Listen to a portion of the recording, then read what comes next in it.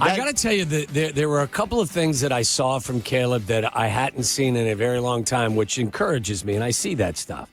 The whole shot to Keenan Allen, I've been asking for that shot to be completed. He's probably missed it 6, 7, 8 times this year.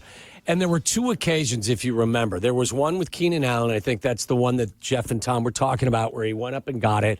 There was another play where Rome Odunze was in one-on-one coverage and he threw the ball up and Rome went up and got it. Mm-hmm. I would much rather see Caleb do that than sail the ball out of bounds hard and fast. Even if some of these passes are intercepted, you've spent so much money on your wide receiving core, make them make a play. So instead of, if all else fails, I think he's kind of been neutered in certain ways, just throw it out of bounds. No, throw it up and let your wide receivers who are handsomely compensated to go up and try to make a play. And if it gets picked, fine. I don't want you to be reckless, but I do want you to throw the ball into a spot every now and again where you allow your guys to be athletes. Right. And I understand all of that. Like, I won't run. I won't do what I did with Cutler. I learned from that where I'm like, everything's everybody else's fault and nothing's his fault. He's got the skills that will all come together. Let me preface everything. I'll start at the top. We said this last week. There's no doubt he has got to get more accurate. Absolutely. More accuracy issues than we ever thought he would have. 62% completion rate for him so far. And think about the number of receiver screens that they throw. That number's got to be 67% if you want to be one of the top 10 quarterbacks in the league. Another thing I like about him is he's self-aware. When we played the press conference last week, he was the first one to say, I'm frustrated. I'm frustrated about it. He knows it. He looks in the mirror. He'll never run for it and say, what are you guys talking about? He'll say, I need to be more accurate. I hope he gets in the lab like a lot of these guys do, and he'll get it working on his footwork, and he'll get it all cleaned up or at least be much improved like some other quarterbacks have done in the past. I also agree with you that take a few more chances. And again, the sacks, the 60 sacks, they're not all on the offensive line. I'll yell like Tom Thayer yelled at Justin, throw it. There will be times where we need him to get rid of the ball sooner. That there are sometimes he takes the sack where he shouldn't take the sack. All that said, I don't know with the wind in his face, like it's been in his face, how you can look at, and again, these are stats, and I'll bring up some other stuff because I'll bring up what the arguments have been, how almost 3,300 yards in 15 games, 3,271, 19 touchdowns, 5 interceptions, and an 89 quarterback rating as the ground floor. This is the ground floor, is a bad season. I don't understand that. And the second half has been better than the first half. The division totals, as I mentioned yesterday on the halftime show, he's thrown for 1,352 yards in the division, 8 touchdowns, no interceptions. If anyone has held up their bargain on we're going to take the North and never give it back, unlike Ryan Poles, he's played his best football within the division.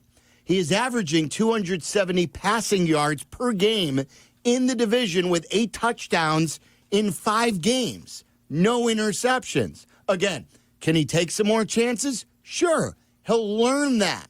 He's a developing player, and you surround him with a coach, and hopefully he will learn that. And for all the people who say, but Silvy, what's his record? Let's not forget, he had the Bears in winning position twice in the Commanders game. They elected to give it to Doug Kramer the first time and not score. The second time they did score with 30 seconds left, and the defense allowed the Hail Mary in the play before that and on and on. They blew that game. Caleb Williams put him in winning position. Let's not forget the Packers game where he put him in winning position in the fourth quarter to kick the game-winning field goal. That was blocked. It was a makeable field goal that was blocked.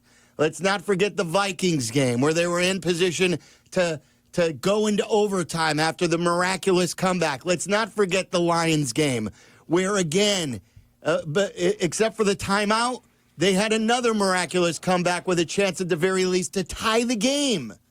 These are 4 games I'm giving you that at the very least they could have won 2 more of them because of him. Not with him, but because of him.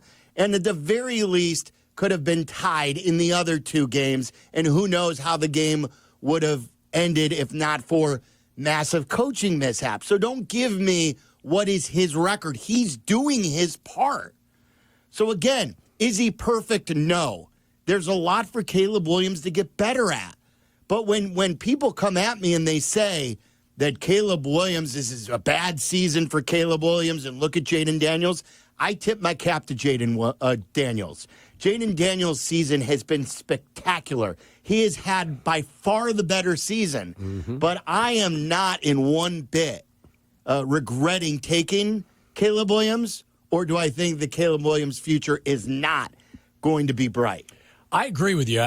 Look, I may in 3 years, when we get to year 3, I may look at you and say, Jaden Daniels would have been the better pick. I can't give you that personally from me. I can't say that to you now. I need to see. You said a lot of the things that I agree with 100%. I think Caleb's accuracy is tied to his footwork and his mechanics sometimes, and that all breaks down. They need to be better. He needs to be better earlier in games, not just when they're down 3 scores and defenses exhale. You got to come out of the blocks and be cleaner and faster. I believe the first pass he threw was an off-target throw. You can't do that. You have to be better. I think he's done a nice job taking care of the football. The interceptions are down. I believe he's been credited with 5 lost fumbles, but they're giving him the Kramer fumble and one of the Adunze fumbles yesterday. Like, for a guy who's been sacked 60 times to only throw 5 picks and really only fumble and lose it 3 times, that's pretty good for a rookie. I don't know what to tell you. I wish it was better, but I'm certainly not, and I'm not going to try to downplay the season that Jaden Daniels has had. But from my perspective, it hasn't, like I said, it hasn't been maybe what I thought it would be in terms of some of the downfield throws. But at this point, I'm not ready to say that if we redrafted, I would go to Jaden Daniels, and I'm not ready to say that the kid still can't be special. Right, and it's not even about Jaden Daniels. I know I brought him up, but it was more about when I just tweeted that, hey, he's gone over 300 passing attempts without an interception, and he's had 8 touchdowns, no interceptions in the division. I got a lot of, yeah, but he still stinks. Yeah, but what is his record? Yeah, but he shouldn't have 0 interceptions because he should still be taking more chances. He's not perfect. He's a developing quarterback who's had a pretty good ground floor season in my book. I wish you would take, some of the chance throws are just being thrown out of bounds instead of, like I said earlier, throwing them up and letting his guys battle. And look, Harrison Smith had a ball go right through his hands in the Vikings game. The streak is remarkable.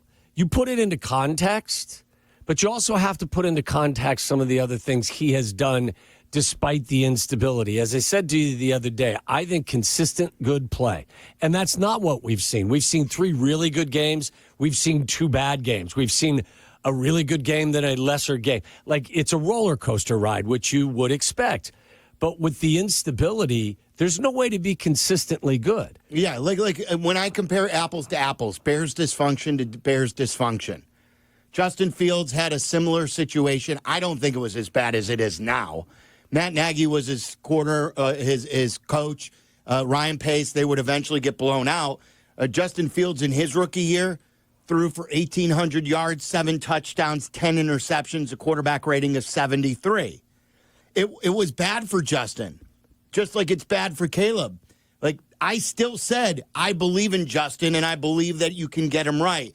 But his ground floor wasn't nearly what this is. Mitch's ground floor with John Fox before he got fired, and it wasn't as bad as it is now, where the head coach was fired for the first time in Bears history. The offensive coordinator was fired 9 games in. Mitch Trubisky's first season, he threw for 2,200 yards, 7 touchdowns, 7 interceptions. Well, and even beyond the stats, your eyes tell you that he's different than those 2 guys. That's my point. So, like, when we're looking here, we're looking there, we're saying, well, but what about this? What about that? Let's compare the dysfunction to the past stuff. Let's remember what bad is. I know what bad is. I've seen a lot of bad. This ain't bad. And if you're out already 15 games in, I would suggest to you, I would say for myself, I'm not out. I'm not discouraged. Am I disappointed it hasn't looked better? Yes. Am I going to ignore his mistakes? No, I'm not. I'll be out on him in year 3 if, in fact, we don't see any progress after you've changed coaches, you've improved the offensive line. Give me a middle-of-the-pack offensive line and a new coach that finds a way to help develop him. And if he's still making these same mistakes and he's still inaccurate after 3 years, then I'll join the battle cry. Marcus in Minneapolis here on ESPN 1000. What's up, Marcus? Guys, I'm here to restore some order. Oh, yeah. I can't wait for this. Hey, so one thing real quick. It was a few weeks ago, I think, right at the bye week before we played Washington, and I said I just don't have I don't feel any emotion in watching the games anymore. And I don't know if it's because I've been losing for so long or what, but I don't know, just Bulls and Bears in general. I don't feel any emotion. So when we're losing every week, it's expected. I mean, It's the end of the season. Players have checked out. I don't know why we're getting so upset every week. At this point, I'm just, hoping we lose and we get a better pick. But that's either here or there. So the reason I'm calling when I said I'm restoring order, I think we've lost integrity as Bears fans and media personalities. And this is not so much you guys, because I think you're honest for the most part. But based on what fans wanted with Caleb versus Justin, that's how they're judging Caleb's season this year. It's either fans are like disrespecting Caleb and saying he's playing terrible, or they're like over. What am I trying to say? They're overstating his play, like the 3,200 yards or the no interceptions. Like Waddle said, you have to put it in context. Harrison Smith dropped the ball. It's like it's sometimes there's luck involved with that. I don't really like to pay attention to things like that because I don't know, it's just overboard. We're overboard with it. And then when we're pointing out, Caleb has I heard Cap and Hoodie earlier, and Cap saying Caleb played fantastic. He points out the stats, the 300-plus yards and the touchdowns. And it's, guys, can we be honest? Every game that he's played great with the stat-wise, he doesn't start playing good until he's behind. And I don't know if that's because the coverages are becoming softer or what, but in the beginning of the game, from first quarter to fourth quarter, he does not play great. He's not accurate, and I'm not going at Caleb at all. I think he's going to be a good quarterback. But let's be honest. Let's put things in context sometimes. It's what I said, Marcus, is that a lot of what he's accomplished is when they're down 3 scores and a defense will exhale. He still has to make the throws. For him to truly make progress, you've got to see them be more efficient and him more effective early in games. For crying out loud, they won 3 straight games without scoring a single point in the first half. It's for sure. Look, and it wasn't. You didn't bring up points that I thought were over the top. I agree with you too on a lot of these things. I do think guys go into their corner based on how they reacted on the quarterback situation. I feel like a lot of the people who loved Justin are now trying to discredit what Justin has done. And I think a lot of people who love Caleb and always wanted Caleb do overstate some of the stats sometimes and don't admit.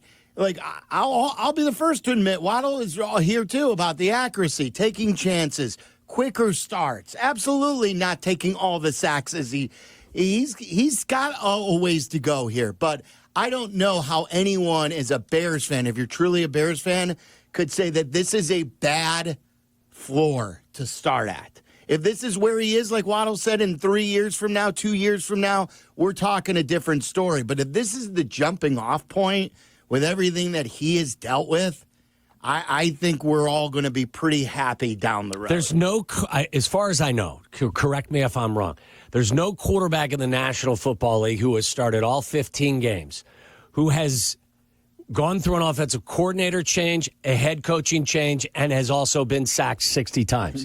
Name me the guy that has also had to go through all of that. Again, I'm not erasing his. He has to own his, and he does. Yes. He's on a the first weekly one to basis. own it. Yes. He is very self-aware. But name me the other quarterback in the National Football League who had his his offensive coordinator fired in week 9, his head coach fired a few weeks later, and has been sacked 60 times. Right. When Is they there tried to anybody do the else? opposite. No, who else has been sacked 60 times? Nobody. Oh, and by the way, a team that has absolutely zero running game to help him That's as well. the other thing. I wanted to get to that, too. And they can't run the ball.